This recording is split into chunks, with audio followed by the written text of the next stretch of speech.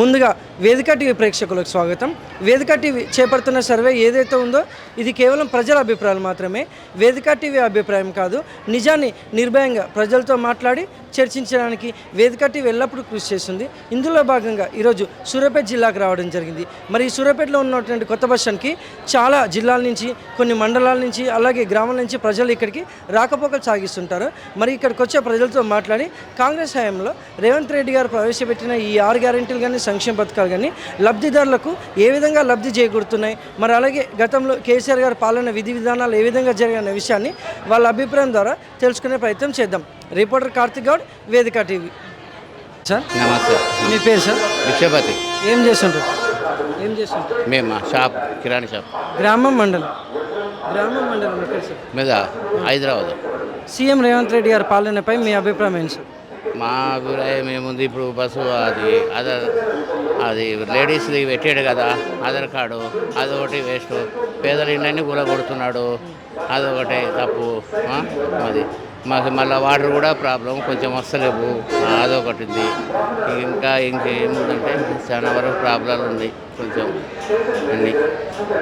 పట్టాలు మాకు అంటే రిజిస్ట్రేషన్ చేస్తున్నాడు, చేయలేదు, చేపిస్తున్నాడు.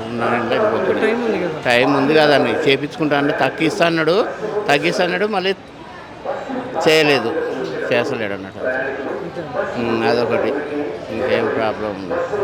మరి గతంలో కేసీఆర్ గారి పాలనపై మీ అభిప్రాయం ఏంటి సార్? అది నెంబర్ 1 బాగు మాకు అది చాలా బాగా చేశాడు. మళ్ళీ వస్తే ఆయన బాగుంటుండే, కానీ మాకు ఈ ఊర్లో ఆసాములు వాళ్ళంతా ఇది చేశారు అన్నట్టు, వ్యవసాయదారులు అంతే.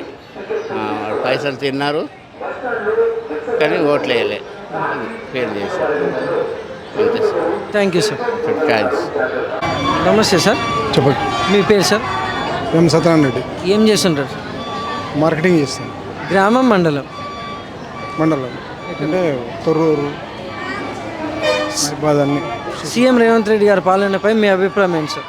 పర్వాలేదు, మంచిగానే ఉంది. ఇక అయితే పర్వాలేదు, అన్నీ అయితే వస్తూనే ఉన్నాయి కదా, వస్తూనే మంచిగానే ఉంది. ఇప్పుడైతే అందరికీ పేదలకు సన్న బియ్యం ఇస్తూనే ఉండే, ఇక అన్నీ కొత్త కార్యక్రమం చేపడుతూనే ఉన్నాయి. కానీ ఇక గవర్నమెంట్ దగ్గర ఇక సత్తా లేక నడుస్తూనే ఉంది, అన్ని రైతు భరోసా అన్నీ పడుతూనే ఉన్నాయి కదా, పర్వాలేదు, ఇప్పుడైతే మంచిగానే ఉంది.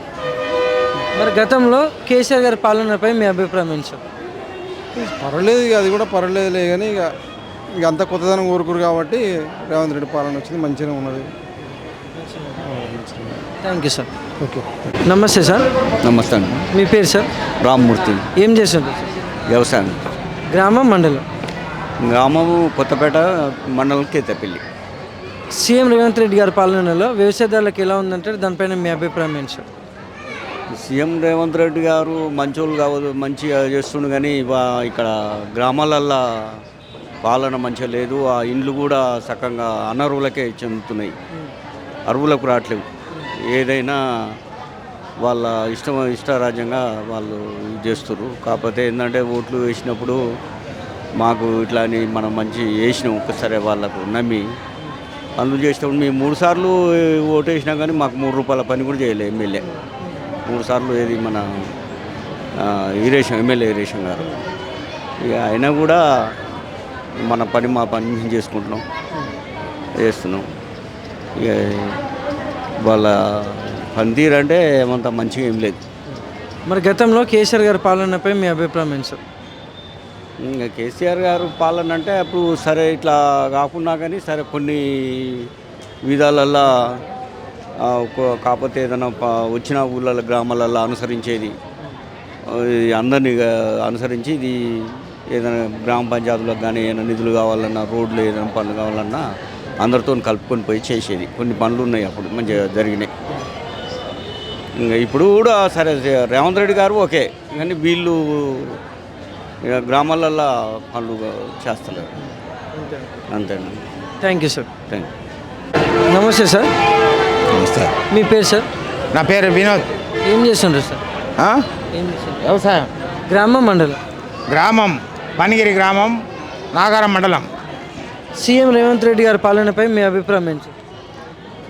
ఆయనకి ఇస్తానన్న పథకాలు ఒప్పుకున్న కాడికి ఏమీ లేదండి, ఇంతవరకు ఇవ్వలేదు వ్యవసాయదారులకు.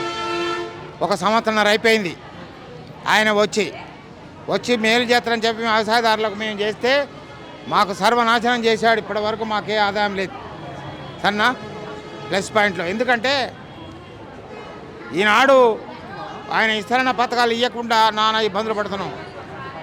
అది ఇంపార్టెంట్.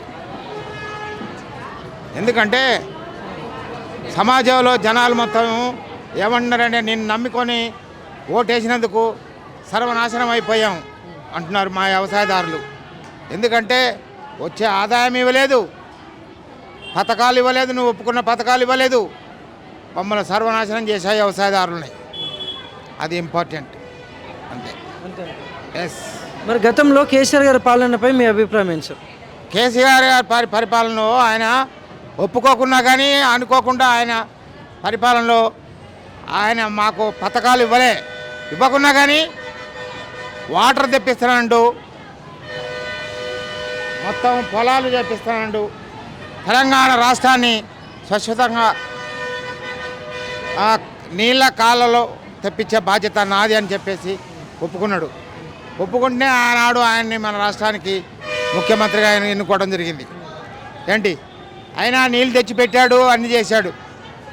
ఏంటి ఏదో తగలబెట్టి ఈయన ఇస్తారని ఆయన పథకాలకు అన్నీ నేను ఎక్కువ ఇస్తానని చెప్పేసి అంటే మేము నమ్మి మోసపోయాం. రేవంత్ రెడ్డి గారి మీద మోసపోయాం. ఇప్పుడు మమ్మల్ని సర్వనాశనం చేస్తున్నాడు మా వ్యవసాయదారులని. సరేనా? బస్ అంతే. Thank you sir. ఓకే.